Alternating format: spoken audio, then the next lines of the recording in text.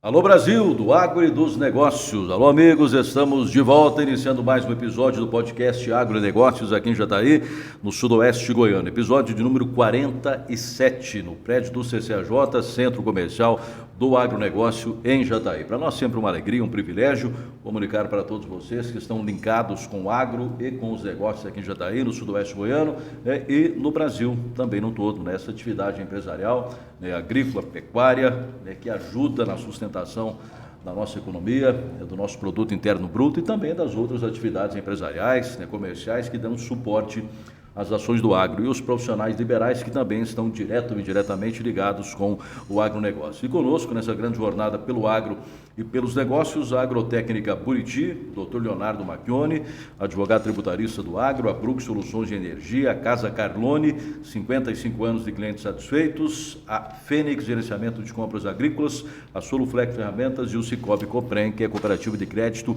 genuinamente jataense, alavancando essa programação, que tem como missão mostrar o agro brasileiro, as suas potencialidades, seus grandes desafios e falar sobre as perspectivas também, não só de safra, mas até as questões jurídicas e outras mais técnicas que permeiam essa atividade principal da nossa economia. E a gente escolheu um tema hoje bastante espinhoso também, para conversar com o Dr. Leonardo Amaral, advogado tributarista, especialista em tributação do agro, é nosso convidado aqui de hoje, para falarmos justamente sobre a tributação no agro. Um ano que teve muitas questões que foram de certa maneira até resolvidas, mas que acabam gerando uma insegurança maior ainda para o setor, fundo rural, taxação do agro em Goiás, que incide agora já em cima dessa safra. A gente faz um retrospecto aí de todos esses acontecimentos e uma possível visão do que pode acontecer agora, já a partir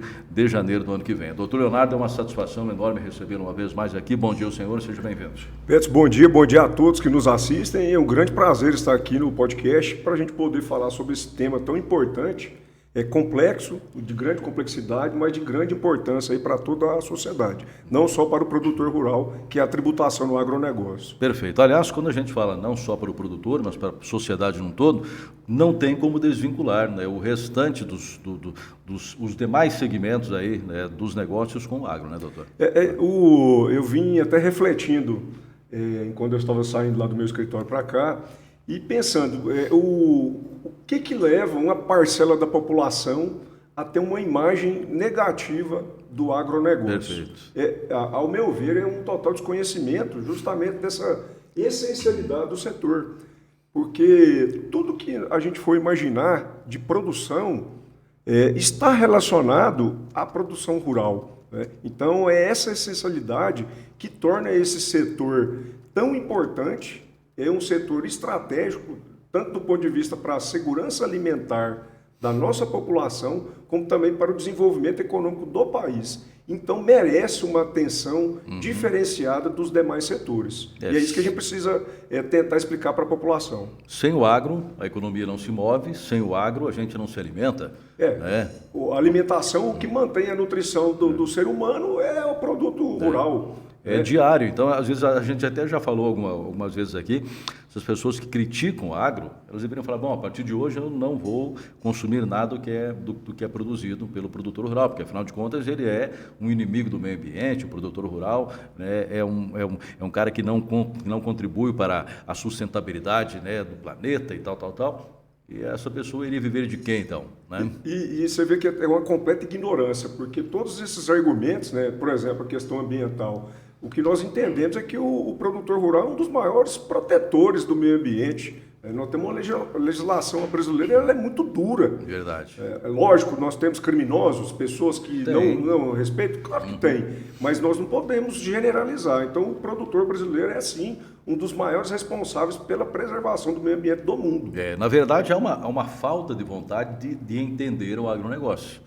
Porque geralmente quem critica ou é por desconhecimento, é por ideologia ou por interesses outros, como a gente tem questões internacionais que seguem a vida toda aí batendo no agro brasileiro. Mas se a gente for olhar o histórico, o porquê, quais são os interesses de quem é contra o agro brasileiro, porque o agro está incomodando, inclusive lá fora, né?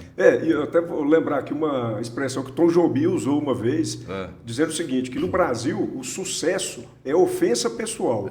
Então, diante desse sucesso que o setor vem demonstrando, e quando a gente diz sucesso é o quê? São os bons resultados. Então, grande parte da população assim, que critica é com esse sentimento mesmo. E aí a gente vê também a parte da questão da tributação, alguns agentes políticos aproveitando essa boa onda, esses bons resultados, para justificar, né, vamos falar, um aumento de carga tributária, especificamente do setor produtivo. Perfeito. Dizendo, olha, estão ganhando muito e pagando pouco. E o que não é verdade. Agora, olha que absurdo, mas mesmo se eu estiver ganhando muito, é por mérito meu, é fruto do meu trabalho, né? Quer dizer, se o cidadão ele se esforça, ele se destaca, ele produz, ele ganha muito, então quer dizer, olha, ele tem que ser penalizado por isso ao invés de ser parabenizado. Não, e incrível é que há distorção e que não há especificamente uma visão estratégica de por que a cadeia produtiva ela tem uma tributação diferente dos demais setores. Sim. Porque a própria Constituição Federal, ela reconhece, né, a essencialidade do setor produtivo rural e ela enxerga que quando você coloca um tributo nessa cadeia produtiva, vai acabar afetando o consumidor final, né? Porque nós estamos tratando aqui de alimentos, Sim. questões básicas, né? E aí isso acaba gerando um aumento de custo para a categoria mais pobre da população. Então é justamente essa tributação diferenciada para proteger essa parte mais frágil da população brasileira.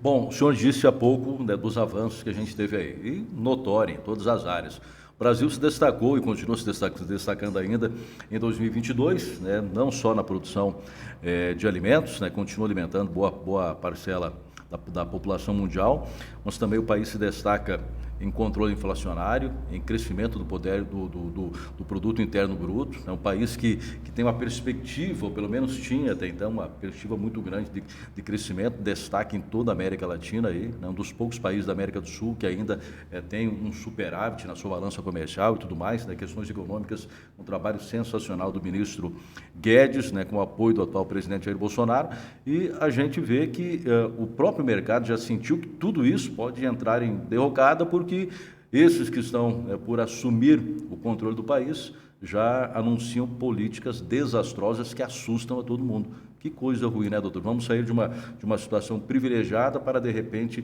cair aí no buraco de novo. O governo eleito, né, o presidente Lula, a partir do momento que foi eleito, a sua turma, a sua equipe de transição, liderada pelo vice-presidente Geraldo Alckmin, já anuncia, né, uma vontade de pedir autorização para o Congresso por meio de uma PEC, né, uma proposta de emenda à Constituição, a fazer a autorização que ele gastasse mais do que um teto previsto. E a gente sabe que esse cheque em teto, branco, né, doutor? é uma visão totalmente diferente do governo, do atual governo Bolsonaro. Então a gente já vê reflexos disso já no mercado financeiro. A gente sabe que esse rigor fiscal ele é essencial para que haja confiança dos investidores e que também não existe almoço grátis.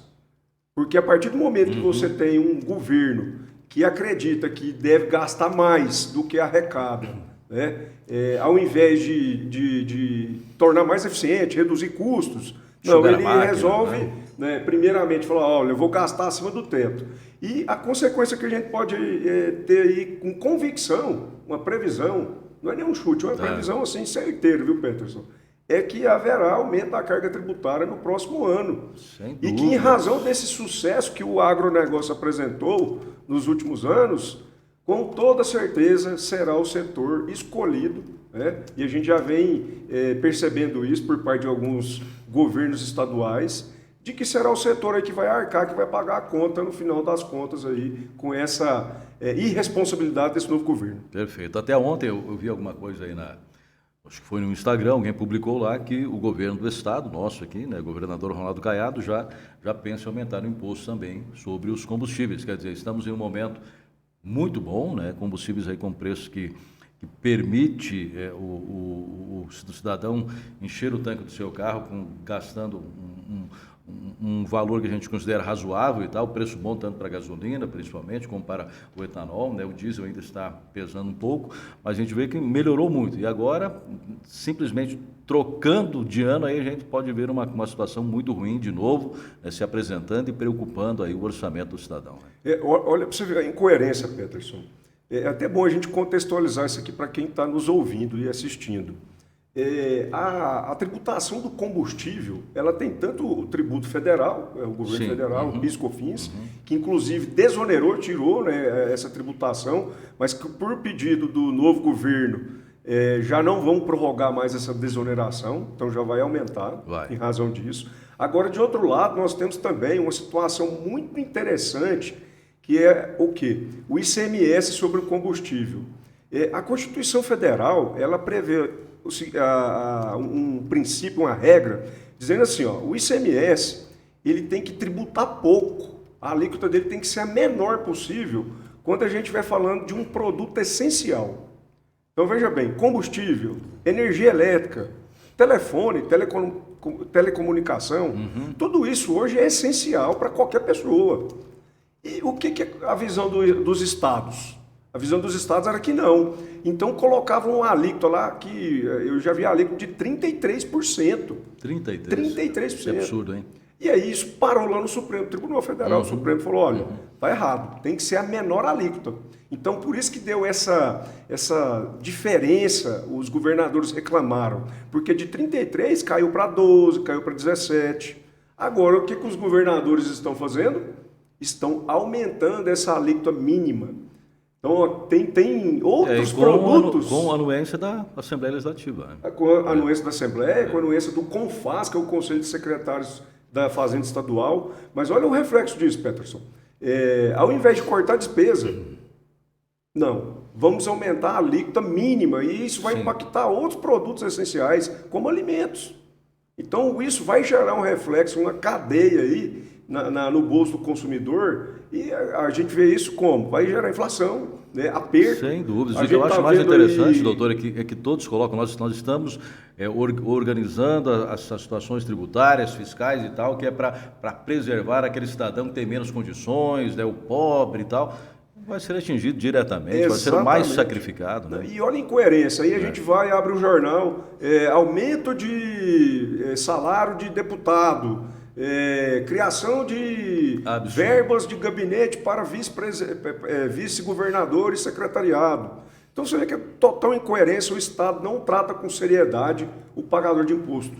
É complicado. O senhor falou na questão da turma que está chegando aí e põe turma nisso, né? Pegando um gancho da gente falando um pouco sobre isso, cerca de 40 ministérios, né, para poder colocar todos os companheiros por lá, né? Esses ministérios criando outras tantos gabinetes de assessoria e cada assessor já tem a sua meia dúzia de assessor também, e por aí vai, quer dizer, uma farra com dinheiro público simplesmente para poder acomodar aqueles que estiveram, né, durante a campanha ou esse tempo todo aí sem mamar. Agora todo mundo quer voltar a mamar. Você vê que é um comportamento totalmente diferente do atual governo. Totalmente diferente. Isso é simbólico. Às vezes até na ponta da caneta não gera um impacto tão significativo do ponto de vista de finanças públicas, mas é simbólico de demonstrar que o governo não está preocupado em se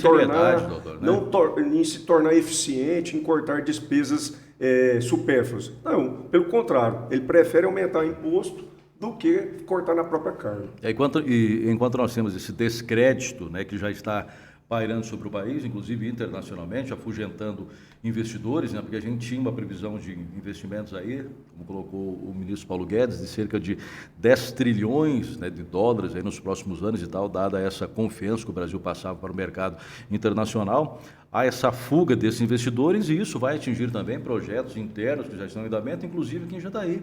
Vários empresários estavam com projetos já em cima da mesa, com a sua maquete, vamos dizer assim, pronta, já faltando somente executar. Todo mundo retirou o pé do acelerador.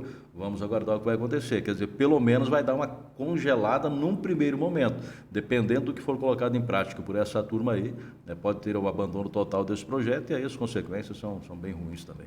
O que a gente já vê é um desaquecimento total nos negócios, todo mundo tirando o pé do acelerador e é o medo. é a incerteza, é a insegurança do que vem pela frente. Né? E nesse cenário aqui, até para a gente poder trazer um pouquinho aqui, um dos meus maiores receios com relação à tributação do agronegócio, e que já vem se consolidando, né? O ministro da Fazenda, convidado pelo futuro ministro da Fazenda, o Haddad, ele convidou para ser o seu assessor especial ali de reforma tributária, o Bernardo Api.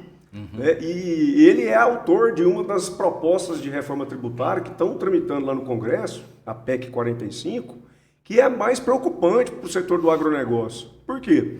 Porque, na visão dele, essa reforma ela tem que atingir todos os setores e tratar todos os setores da economia de forma igual. Certo. Então, ou seja, para ele, essa essencialidade do produtor rural, do produto agropecuário, não existe. Ele quer dar um tratamento tributário igual para todos.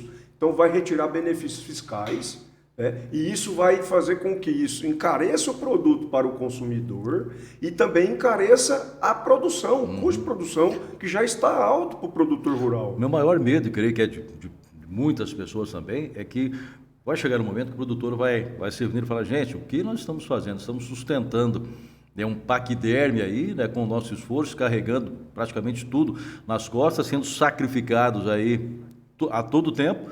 Vamos parar de produzir, ninguém planta mais, ninguém produz mais, e aí como é que fica? Eu tenho até receio até de que isso não seja nenhuma uma opção do produtor, porque o produto agropecuário, em sua grande maioria, nós estamos tratando de commodity. Certo. Preço de commodity não é o vendedor, não é o produtor que põe, precifica. Não, é o mercado. É o mercado. Então não tem jeito. O que acontece quando você insere um custo de produção? Você encarece. Você vai ter um risco de que, às vezes, aquela atividade desenvolvida pelo produtor não é suficiente para cobrir os seus custos. Verdade. Ele vai ter prejuízo. E aí, no final das contas, ele prefere fazer o quê? Abandonar a atividade. Então, seria isso a longo desastre, prazo né? vai ser uma catástrofe. Então, nós temos que ter mesmo. muito cuidado. É a hora de unir esforços de todas as entidades representativas do setor, de uma forma bem rigorosa mesmo, trabalhar junto ao Congresso Nacional para que isso não seja aprovado sem que haja essa participação dos setores aqui representativos aqui do agronegócio. Muito bem, a gente volta a falar já sobre isso. Podcast Agronegócios, episódio de número 47, né? O agro move a economia do nosso país. E com o modelo inovador de acesso ao mercado, a Fênix faz parte desse movimento como a maior e mais estruturada força de gerenciamento de compras agrícolas do país, com 18 anos de mercado, 6 unidades, atendendo mais de 135 municípios, trabalhando com gestão de compra de sementes, corretivos, defensivos, fertilizantes, e muito mais. Conheça a Fênix Gerenciamento de Compras Agrícolas e saiba mais também acessando o site fenixempresas.com.br. A Casa Carlone, tradição aqui em Jataí, 55 anos, trazendo inovação também, tecnologia, para você ter o melhor para o seu supermercado, o seu açougue, o seu bar, itens de refrigeração e demais itens e utensílios que o amigo empresário necessitar. Lembrando que a Casa Carlone é representante Estil para Jataí região, está aqui na Goiás, pertinho do CCAJ, telefone é o 3631-6040. Agrotécnica Buriti é sinônimo de inovação e tecnologia, serviço do agronegócio da região. São mais de 33 anos de parceria com agricultoras e agricultores, aliando tradição, comprometimento e honestidade na prestação de serviços, buscando sempre a excelência no atendimento com foco no sucesso do cliente. E um portfólio é o mais robusto do mercado, que oferece as melhores soluções para a sua lavoura. Conheça um pouco mais sobre a Buriti na página do Instagram, @agrotécnica-buriti, e se conecte com a inovação, com a tecnologia e com a prestação de serviço de qualidade. Aliás, está atendendo aí o pedido do Nelsinho, e do Júlio, do Márcio, dia 7 de janeiro, o primeiro dia de Campo Soja 2023, inovação e sustentabilidade na propriedade do Osvino Basílio Sandri, do Fábio Sandri, aqui na Estrada Velha de Caiapônia, inicia às 8 horas da manhã do próximo dia 7 de janeiro, convite para todos os produtores e profissionais da área. Bom, a gente volta com o nosso convidado, Dr. Leonardo Macchione, tributação do agro, doutor Leonardo Amaral. Me perdoe, já estava conectado aqui na cabeça com o Leonardo, a gente até o convidou para que estivesse conosco aqui, ele está com recesso também de final de ano, não presente, era para ter participado já daquele anterior, que a gente havia marcado, mas mandando um abraço, inclusive, para o nosso parceiro, que é o Leonardo Macchione, que hoje também estaria discutindo conosco, mas o impossibilitou aí de participar. Muito bem, voltando à questão da tributação, doutor Leonardo Amaral, Vamos pegar o tributo em si, né, para a gente esmiuçar essa questão. Tributo é toda prestação pecuniária compulsória em moeda ou cujo valor nela se possa exprimir, que não constitua sanção de ato ilícito, instituído em lei e cobrada mediante atividade administrativa plenamente vinculada. Isso é o que define tributo, conceito de tributo. Mas é realmente isso que acontece lá quando dá cobrança? Essa é uma pergunta que faz todo sentido, né? O que a gente vê aqui, por exemplo, é que com essas criações de contribuições sobre o agro, né, a taxação do agro, essa expressão utilizada aí pelos veículos de comunicação, para identificar essa contribuição criada pelos governos estaduais, igual Goiás criou, né, no último mês, que já existe no Mato Grosso do Sul com o FETAB, Mato Grosso do Sul com o Fundersul, e agora disseminou isso no Brasil todo. Então, na concepção dos governadores, essa cobrança, aqui em Goiás, por exemplo, o Fundeinfra, de 1,65% sobre a produção agropecuária, certo. Isso não configura tributo, por quê? Porque é um pagamento voluntário. E aí você disse aí no seu conceito que é compulsório, né? Agora, vamos lá. Quando você analisa bem o contexto prático da aplicação da lei, da forma de cobrar essa contribuição, você percebe que de nada tem de voluntariedade nisso. Por quê? Porque o produtor, quando ele deixa de pagar a contribuição, ele sofre uma punição. Sim. Muito mais gravosa. Automaticamente. Isso. Então, na verdade, os governadores, eles não aprenderam o conceito de tributo aí estabelecido pela legislação, que é o Código Tributário Nacional. Na verdade, acho que eles aprenderam foi a usar alguns subterfúgios aí para tentar, né, burlar essa questão legal e criar o que eles chamam de contribuição, mas punindo literalmente o produtor rural. Aí quando você lê a lei que criou a contribuição, está lá assim, o pagamento voluntário, pagamento facultativo, né? Então eles se apegam a essa interpretação literal da lei para justificar a natureza não tributária. Sim. Agora, a partir do momento que você consegue enxergar a natureza tributária nessa cobrança, aí você consegue identificar também vários vícios, né, nessa criação dessa contribuição. E isso, Peterson, eu não tenho dúvida que isso vai desaguar novamente lá no Poder Judiciário, sim, no Supremo Tribunal Federal, e esse tema, em razão da tamanha repercussão que está se criando, eu não tenho dúvida que pode ser que o Supremo mude o entendimento e defina como uma questão tributária. Nós já tivemos questões similares onde o Supremo deferiu a favor do agro, doutor? Nesse ponto nós tivemos uma decisão, foi julgado há muito tempo atrás, a Fundersul, do Mato Grosso do Sul. E aí o Supremo, de uma forma bem rasa, né, sem aprofundar no tema, se apegou à interpretação literal da lei também disse, o texto da lei está dizendo que é facultativo, então é facultativo. Não chegou a pensar e a refletir sobre essas consequências de não se pagar a contribuição. Então é por isso que eu entendo, a revolta do setor é muito grande e eu acredito que já existem ações para ser julgada lá no Supremo Tribunal Federal, ingressada pela AproSoja Brasil. Coletivamente? Isso, de forma coletiva, questionando o fundo semelhante lá no estado do Tocantins. Certo, o Tocantins também entrou na onda. Tocantins entrou na onda.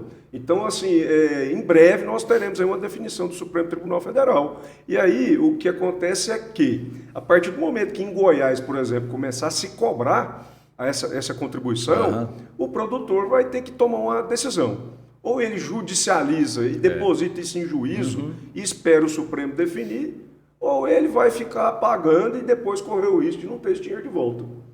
O que seria o mais interessante? Eu não tenho dúvida. Isso aqui é ingressar com a ação judicial, né? Depositar em juízo e aguardar o Supremo Tribunal Federal. Porque ele depositando em juízo, ele não vai ter nenhuma consequência se perder o processo, por exemplo. Porque pode acontecer. O dinheiro já está lá, né? O dinheiro está lá, é considerado pagamento. Ele não tem nenhum prejuízo para ele na questão com a Fazenda Pública Estadual. Bom, tem algumas matérias aqui para a gente falar sobre isso. Aí, uma delas fala que com a contribuição, Goiás prevê arrecadar 1 bilhão por ano, né? No estado, a lei entra em vigor agora em janeiro né? Já no Paraná a matéria ainda não havia sido votada, né? E em meio às pressões contrárias conseguiram tirar o projeto da pauta de votação e tal. Depois certamente incidirá também sobre o produtor do Paraná, porque é uma coisa momentânea por lá, deve reverter e tal. Agora, vamos nos focar nessa cifra aqui, doutor Leonardo. 1 bilhão, cara, por ano. É muito dinheiro. E aí eu volto a dizer, são dois erros.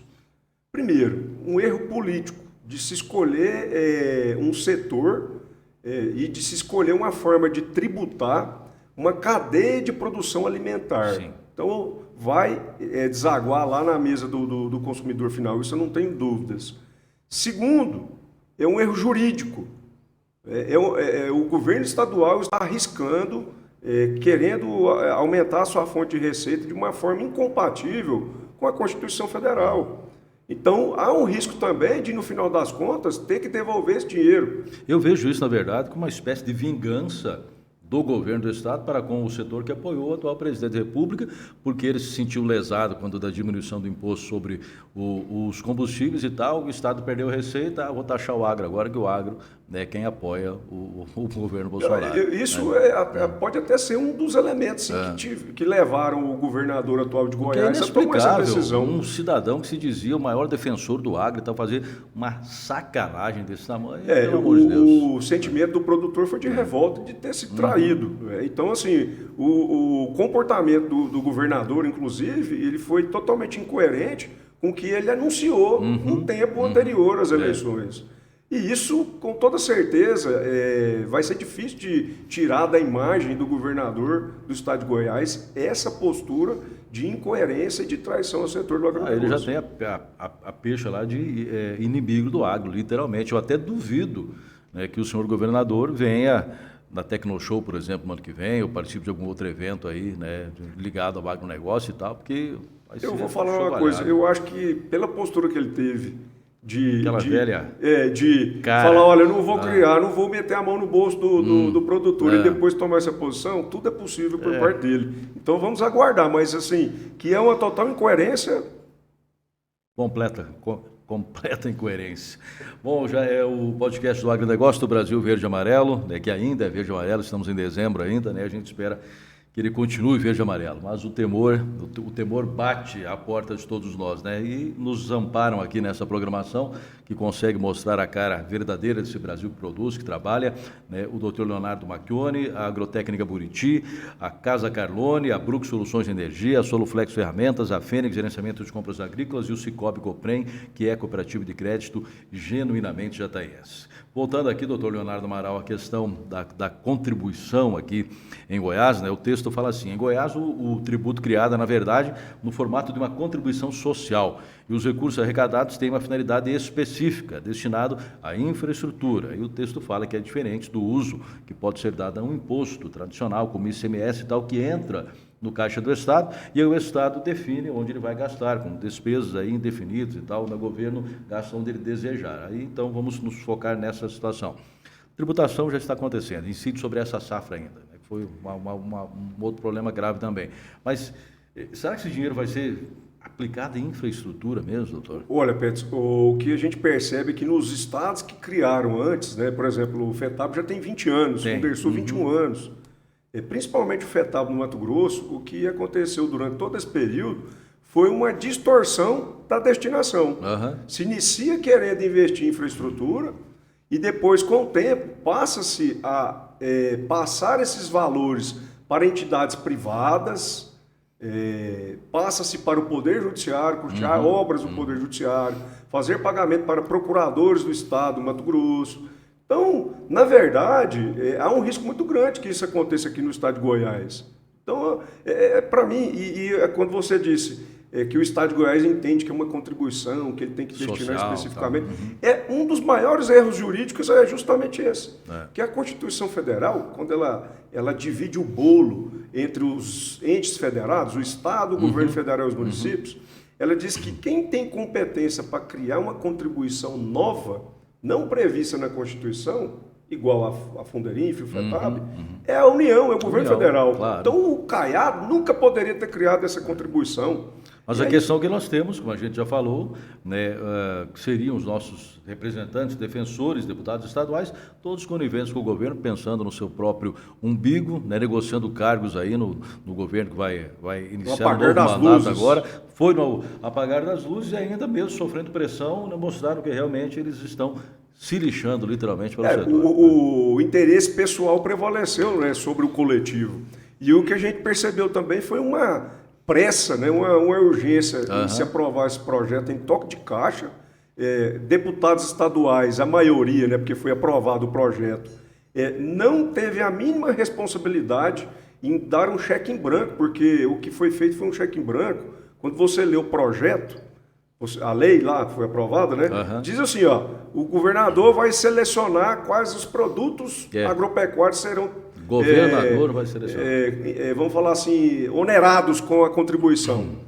Então, assim, ele vai escolher, e a alíquota é de até 1,65%. Até 1,6%. Então, ou seja, ele também sozinho vai escolher quanto que vai ser a alíquota da soja, do milho, da cana. Está tudo na mão do governador.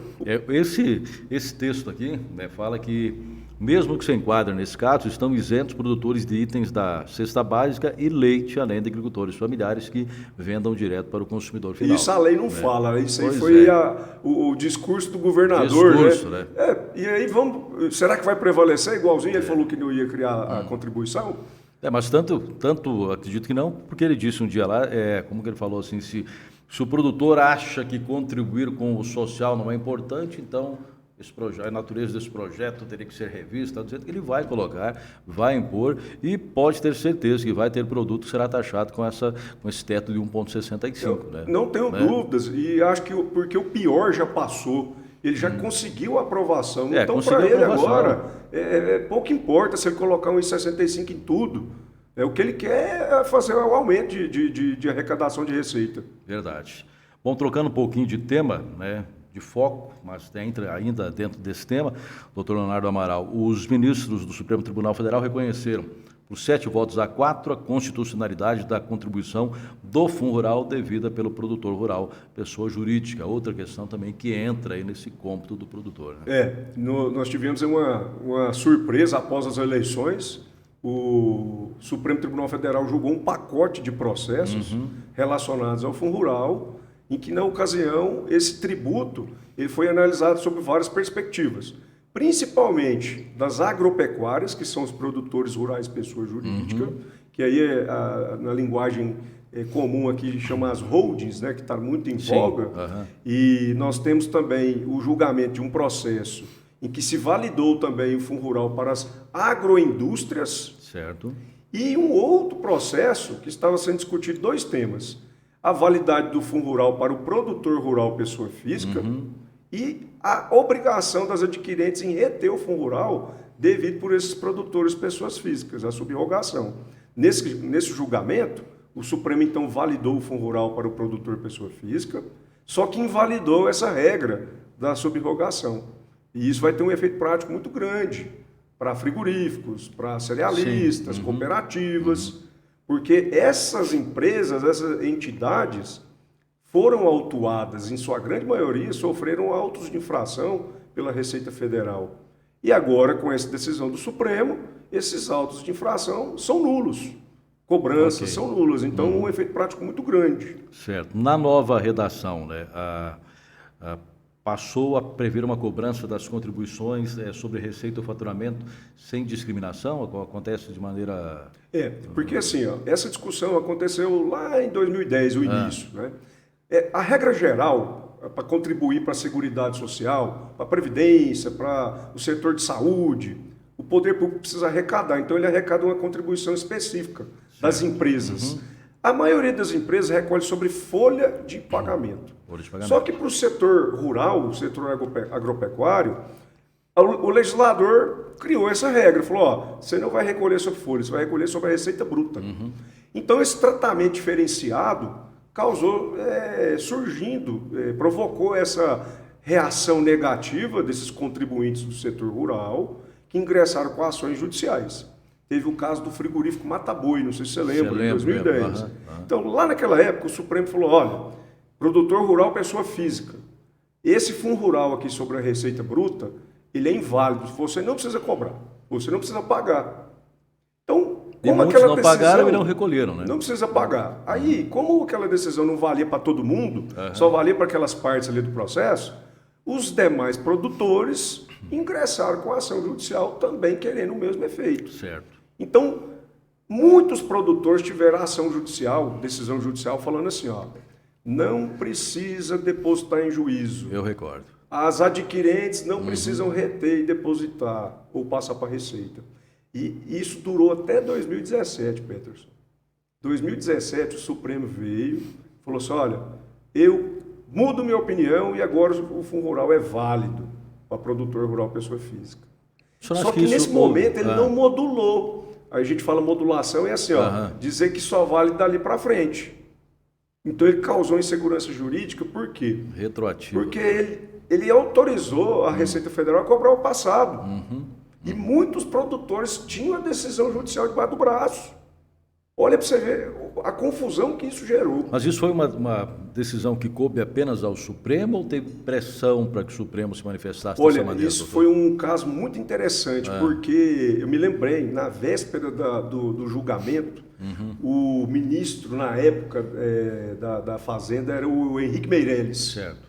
E ele anunciou um balanço em que ele indicava esse valor do Fundo Rural, que já tinha uma estimativa, né, que a gente chama hoje de passivo do Fundo Rural, ele já indicou ali que ele estava considerando esse valor como recebimento.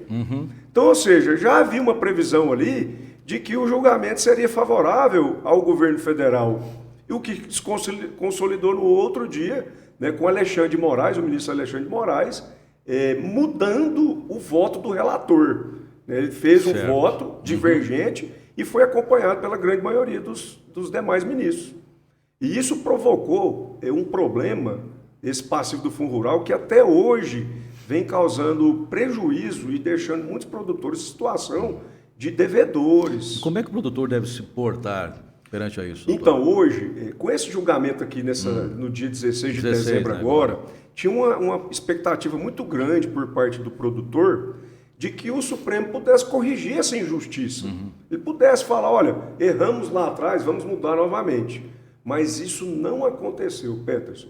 Então, o efeito prático disso é aquele produtor que recebeu um auto de infração ou que está sofrendo uma execução fiscal e que ele apresentou uma defesa que tinha como esperança só essa decisão do Supremo, ele vai ter que reconhecer que perdeu, que existe a dívida e vai ter que procurar negociar com o governo federal, que hoje existe uma oportunidade que a gente chama de transação tributária. Certo. Tá?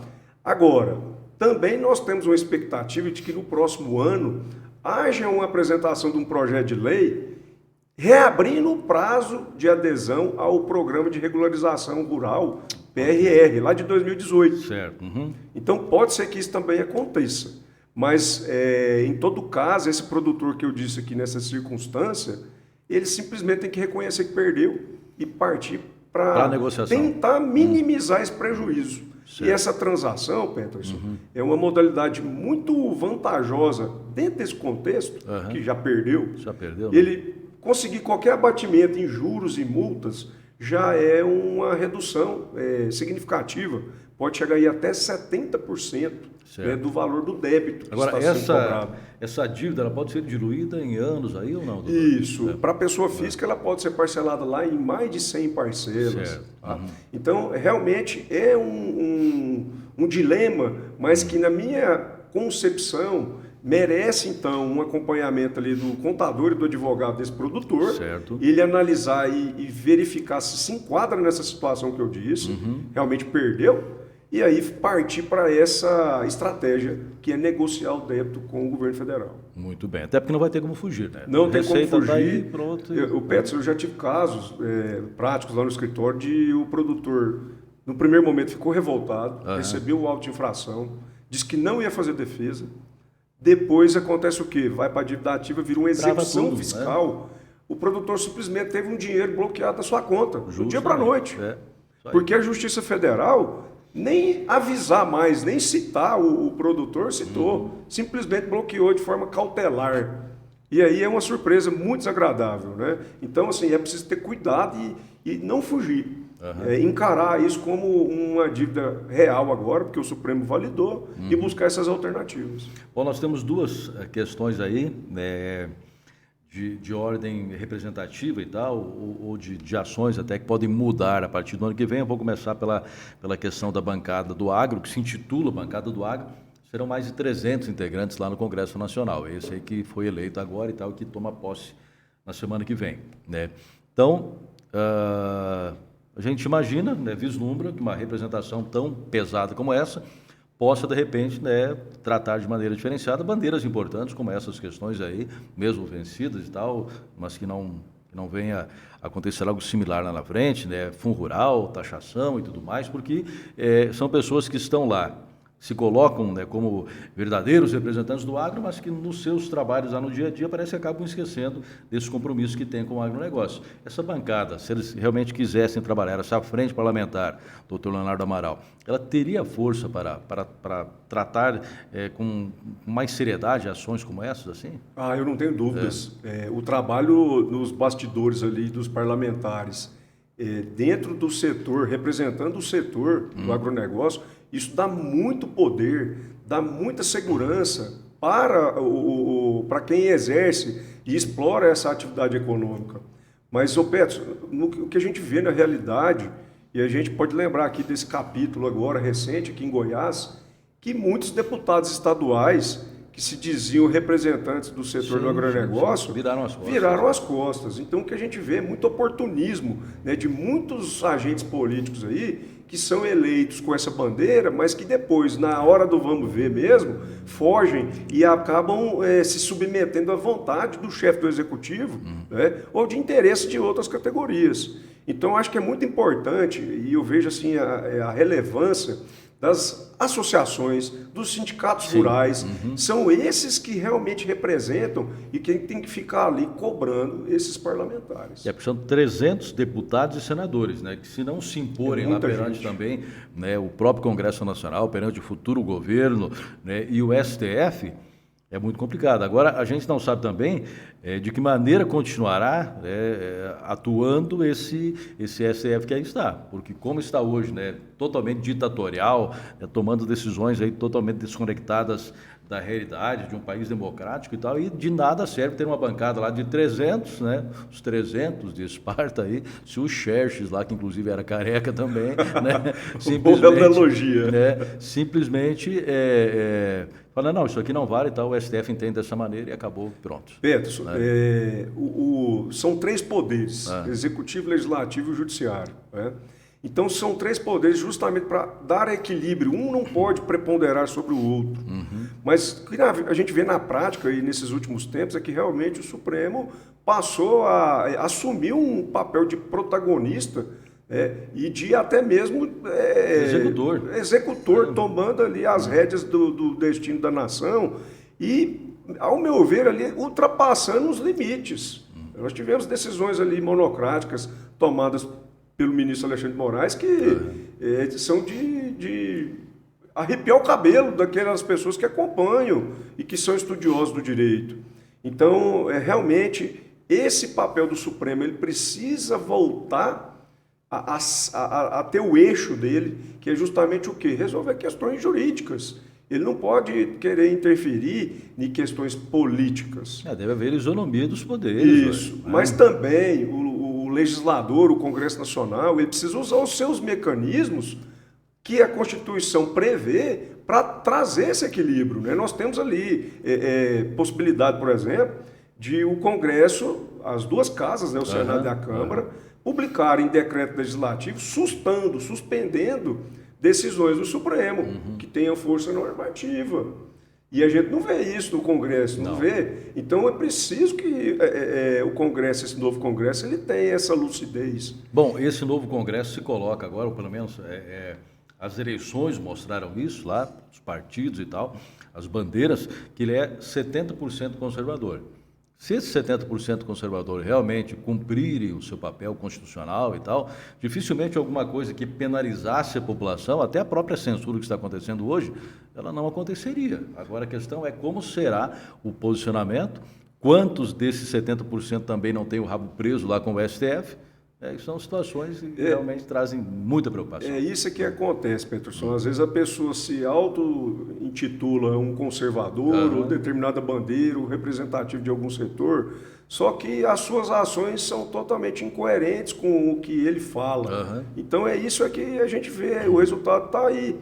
Agora, eu acho muito importante trazer uma informação para quem nos assiste. Eu não sei se você ia mencionar, mas o Supremo mudou nessa última semana, era o próximo. É o segundo ponto. Então, se você quiser até fazer aí o anúncio aí da manchete, da notícia. Certo, tranquilo. Então, o STF aprovou alterações no seu regime interno para restringir decisões individuais, essa que se referiu agora o doutor Leonardo Amaral, acerca do Alexandre de Moraes, do Fachin e tal, e limitar a 90 dias corridos o prazo para a devolução de pedido de vista. Então, o texto é publicado no Diário Eletrônico da Justiça, em janeiro, e ainda pode passar por pequenas mudanças, fala aqui o texto. E essa novidade, no entanto, não vale só para novos pedidos de vista. Os casos que se encontram paralisados, isso é interessante, serão liberados em até 90 dias úteis a partir do momento que a mudança entrar em vigor. Então, com isso, processos parados há anos podem voltar a andar agora em 2023. Olha, essas duas alterações para mim são fantásticas. Eu acho que vai ao encontro do que eu estava dizendo aqui para tentar retomar o eixo do papel constitucional do Supremo Tribunal Federal. Então, o que essas alterações na prática provocam, os efeitos? Primeiro, aquela malandragenzinha que existia ali de pôr o pé num processo e ficar anos, sabe, sem votar, sem analisar, isso acabou. Então, o ministro agora, que é o relator, que pediu vista, por exemplo, ele vai ter um prazo de 90 dias. Se ele não emitiu o voto dele, o processo volta para o plenário e continua a ser julgado. Então, essa celeridade, essa rapidez, Peterson, por exemplo, se ela existisse nessa época do Fundo Rural, que o Supremo demorou de 2010 até 2022 agora, não existiria esse passivo, porque seria resolvido tudo de uma vez. Agora, essa é, entre aspas, uma prerrogativa da justiça brasileira, né? Porque a gente não vê isso lá fora. A gente vê que os atores que atuam no Poder Judiciário, por exemplo, o advogado, ele perdeu um prazo, acabou. Infração ética, o Ministério Público também. Agora, o Poder Judiciário tem essa prerrogativa de não ter um prazo determinado para se julgar. E a gente precisa entender que nós estamos lidando com vidas, problemas das pessoas. O problema é que se criou deixamos, né, se instaurar uma cultura dentro do Supremo de que ele é um superpoder, né, porque ao passo que nós temos lá, né, um país onde nós temos, melhor dizendo, né, um cidadão que está lá dentro como servidor do Supremo, que ele tem o trabalho de pegar a toga e levantar para que o ministro coloque as suas mãos e à vista um salário melhor que um professor, né, que está aqui na rede municipal, estadual de ensino e tal, promovendo a educação, formando futuros cidadãos. Então, o que a gente vai esperar no poder deles? Muita liturgia para pouca eficiência. Complicado. Nós precisamos trazer esse povo para a realidade. Ali nós estamos tratando com problemas de todos os brasileiros. É um universo paralelo. Não é o contrário. Nós não temos que servir a eles que têm que servir a sociedade. E faz parte julgar um processo rápido.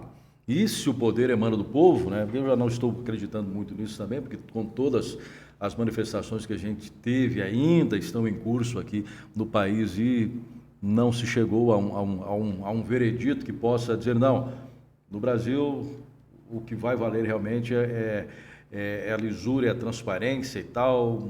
O TSE sequer mostrou os códigos-fontes que foram pedidos pelos militares e tal, se tem incertezas ainda sobre o processo político. Grupos de WhatsApp hoje aqui está um fervilhão de informações, de fake news, informações desconectadas, um fala uma coisa, o outro desmente, o presidente viajou, o presidente fala que não viajou, né? Artigo 142 será instituído, não será, generais vão ser empossados na sexta-feira, então a gente vive estamos numa verdadeira torre de Babel, ninguém se entende. Exatamente. Né? O que a gente espera é que então o Supremo retome esse eixo dele, constitucional, realmente, e se limite nas suas funções constitucionais e que o poder legislativo brasileiro, o Congresso, ele assuma sua postura também e exerça o papel de protagonista. Porque, na verdade, quem representa o povo são os congressistas, os deputados ali. Nós votamos, nós deputados e senadores. Agora, o Supremo, os ministros são escolhidos de uma forma indireta, né? Não tem meritocracia, são indicações. São indicações, a gente não sabe ali o jogo político, não sabe A gente não. sabe, A gente na sabe verdade, que existe um jogo sabe. muito político. E aí eu até pergunto, até que ponto vai existir ali uma certa imparcialidade, né? No caso ali, que uma pessoa foi escolhida por uma parcela de senadores, uma indicação do presidente, até que ponto isso vai influenciar ele numa decisão? Então, às vezes até preciso pensar e ver outros modelos existentes aí no mundo de como é composto as cortes Eu acredito que constitucionais. até o país, a atualidade, merece até uma nova Constituição. Né? Até às vezes uma reforma ali. Uma reforma, nesse ponto. E, por exemplo, lá nos Estados Unidos nós temos uma ferramenta, chama Judicial Review.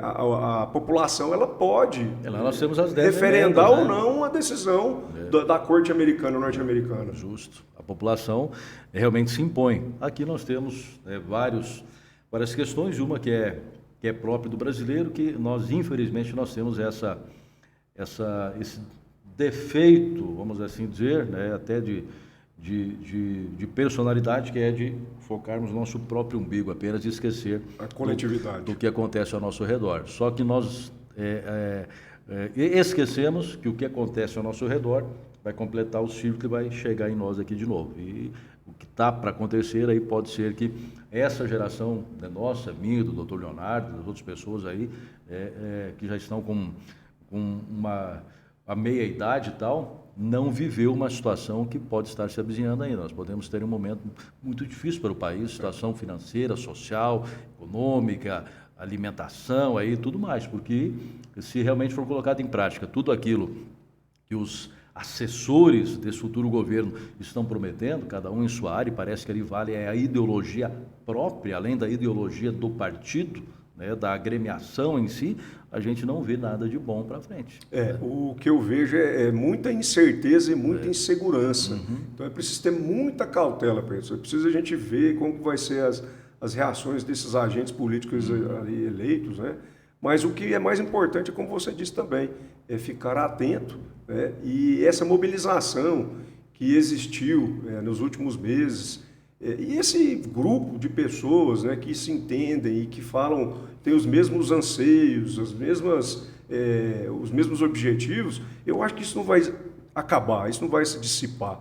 Eu acho que foi fortalecer mais e, dependendo de como esse próximo governo for comportar, eu acho que tende a crescer esse movimento. Dependemos, como a gente já falou, só para corroborar com o seu raciocínio aí, de uma representatividade efetiva do Congresso Nacional. Isso. Caso contrário, não me surpreenderia se o próprio povo, nós, fizéssemos como já foi feito aí no Chile e tal, e destituíssemos esse Congresso, houvesse uma invasão da população, literalmente, porque se chegar no ponto que chegou esses outros países, é totalmente insustentável. E quando chega nesse ponto, a insurgência ela acontece, ninguém segura e tal. A gente não quer que isso aconteça, né? Quer que o país continue trilhando esse caminho da democracia, porque fora da democracia é o caos, e quando o caos se instala, todos perdem. Exatamente, né, doutor? Por isso que o Congresso precisa ficar atento. Né? A população insatisfeita, ninguém segura. Ninguém segura. Então, é aqui que entra o papel do parlamentar. Realmente fiscalizar o Poder Executivo aí que foi eleito e manter as regras de responsabilidade fiscal e ficar atento aí, porque isso tudo vai afetar todos nós. Então, o Congresso, vamos dizer assim, é um ator principal nos próximos anos. Perfeito. Para a gente fechar, doutor, recomendação, o que o senhor diria, né, para o agro, para o empresário rural, resumidamente, Fundo Rural e taxação? Bom, a taxação ainda não está sendo cobrada, ainda não foi publicado o decreto. Estamos monitorando, o governador Caiado deve fazer isso no início do ano. E aí a gente faz questão de depois anunciar. Com relação ao Fundo Rural, levar em conta aquelas considerações que eu disse, de avaliar junto com o seu contador e advogado, para ver se enquadra nessa validação do passivo do Fundo Rural. Sim. E procurar fazer uma negociação. E para frente, Peterson, o que eu prevejo aí é que será um ano de dificuldade, incerteza, e principalmente na parte tributária, aumento da carga tributária para o produtor rural. Isso eu não tenho dúvida que isso vai acontecer. Muito bem, doutor Leonardo Amaral, obrigado uma vez mais pela sua participação, pela disponibilidade, né? Sempre um prazer recebê-lo por aqui, contribuindo, né, com a nossa programação e trazendo informações também que são muito importantes para o amigo homem do campo, em especial nessas questões tributárias. O nosso abraço a toda a equipe Amaral e Melo lá, tá? Muito obrigado, Peterson. Um grande abraço a todos que nos assistem.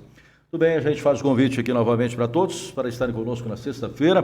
A gente vai falar com o Jefferson Martins de Souza, lá da Metra Medicina e Segurança no Trabalho, e o foco justamente é a segurança do trabalhador rural, né? Abordando outras vertentes também, mas especialmente com relação ao trabalhador rural, SST no E-Social e outras situações mais na sexta-feira. Obrigado à nossa equipe técnica aí, ao Leonardo, ao Guilherme também que está junto conosco nessa empreitada aqui no Agro e nos Negócios, e os nossos, né, parceiros, doutor Leonardo Macchione, advogado tributarista do Agro, a Brux Soluções de Energia, a Casa Carnone, a Agrotécnica Buriti, a Soluflex Ferramentas, ao Cicobi Coprem, Cooperativo de Crédito, e também a Fênix Gerenciamento de Compras Agrícolas, que dão um suporte para a programação Agronegócios, que hoje, né, satisfatoriamente chegou ao episódio número 47. A gente espera, né, poder continuar por aqui com essa grande janela, né, mostrando para a sociedade brasileira, né, o agronegócio, os cidadãos aí, os empresários, os profissionais que compõem o agro e que fazem dessa atividade a mais importante do nosso país, sem sombra de dúvidas. Um grande abraço a todos, que Deus nos ilumine e até o próximo encontro.